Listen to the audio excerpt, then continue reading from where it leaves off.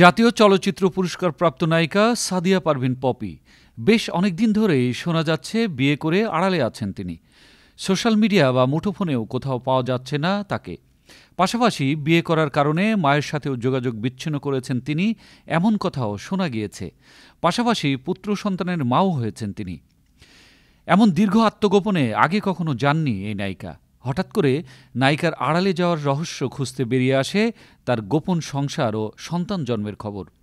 2021 সালের অক্টোবরে রাজধানীর একটি বেসরকারি হাসপাতালে পুত্র সন্তানের জন্ম দেন পপি। তার বিয়ের খবর ও সন্তান জন্মের খবর গণমাধ্যমে প্রকাশ্যে আসে। তবে তার স্বামী ও সন্তান নিয়ে নানা প্রশ্ন চারিদিকে ঘুরে বেড়াচ্ছিল। পপির পারিবারিক সূত্রটি জানান, নায়িকা তার সন্তানের নাম রেখেছেন আয়াত। সন্তানের বয়স 2 বছর। আর পপির স্বামীর নাম আদনান উদ্দিন কামাল। তিনি জান্নাত গ্রুপের ম্যানেজিং ডিরেক্টর।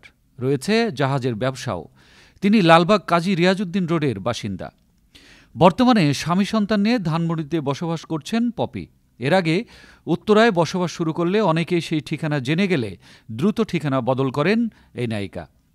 এটি পপির প্রথম বিয়ে হলেও স্বামীর দ্বিতীয় বিয়ে। প্রথম সংসারে এক পুত্র সন্তান রয়েছে বলে জানা গেছে। এমনকি আদনান কামালের ফেসবুকেও সন্তানকে নিয়ে ছবি পাওয়া গেছে। স্বামীর পরিবার পপিকে এখনও মেনে নেয়নি। নায়িকারও তার নিজের পরিবারের সঙ্গে যোগাযোগ সম্পূর্ণ বিচ্ছিন্ন।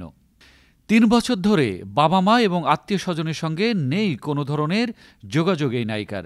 মাঝে ছোট বোন সুমির পপির নতুন ঠিকানায় যাতায়াত থাকলেও বর্তমানে স্বামীর অনিচ্ছায় সেটিও বন্ধ রয়েছে।